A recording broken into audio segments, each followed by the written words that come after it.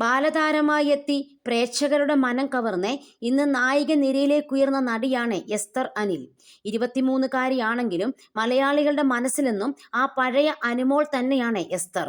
2010-ൽ നല്ലവൻ എന്ന ചിത്രത്തിലൂടെയായിരുന്നു എസ്തറിന്റെ സിനിമാ അരങ്ങേറ്റം. ദൃശ്യത്തിലെ അനുമോൾ എന്ന കഥാപാത്രമാണ് താരത്തിന് ശ്രദ്ധ നേടിക്കൊടുത്തതും. പലപ്പോഴും തന്റെ വ്യത്യസ്തമാർന്ന ഫോട്ടോഷൂട്ട് ചിത്രങ്ങൾ എസ്തർ പങ്കുവയ്ക്കാറുണ്ട്. ഇൻസ്റ്റഗ്രാമിൽ വളരെ ആക്റ്റീവാണ് എസ്തർ.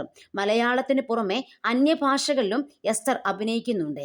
വിവിധ ഭാഷകളിലായി ഇതിനോടകം ഏകദേശം 30ഓളം ചിത്രങ്ങളിൽ എസ്തർ അഭിനയിച്ചു കഴിഞ്ഞു. ഇപ്പോൾ ജയരാജ് ചിത്രം ശാന്തമീ രാത്രിയിലാണ് ഏറ്റവും ഒടുവിലായി എസ്തർ മലയാളത്തിലേക്ക് എത്തിയത്. സിനിമയിലേക്ക് എത്തിയതിനെക്കുറിച്ച് എസ്തർ പറഞ്ഞ വാക്കുകളാണ് ശ്രദ്ധ പിടിച്ചു പറ്റുന്നത്. വളരെ അപ്രതീക്ഷിതമായി എത്തിയ കോളായിരുന്നു ജയരാജ് സാറിൻ്റേത്. അങ്ങനെയാണ് ശാന്തമീ രാത്രിയിൽ എത്തിയതെന്നും എസ്തർ പറയുന്നു. ഇവിടെ നിൽക്കാൻ കഴിഞ്ഞതിൽ വളരെ സന്തോഷം. നല്ലൊരു ടീം, ജയരാജ് സാറിനെ പോലെ ഒരു സംവിധായകനെ ഒപ്പം ജോയിൻ ചെയ്യാൻ സാധിച്ചത് ഭാഗ്യമാണ്. എൻ്റെ അനുജനും ചേട്ടനും അദ്ദേഹത്തിൻ്റെ ഒപ്പം വർക്ക് ചെയ്തിട്ടുണ്ട്. ശരിക്കും പറഞ്ഞാൽ എനിക്ക് അദ്ദേഹത്തിൻ്റെ ഒപ്പം ജോലി ചെയ്യാൻ സാധിച്ചിട്ടില്ല.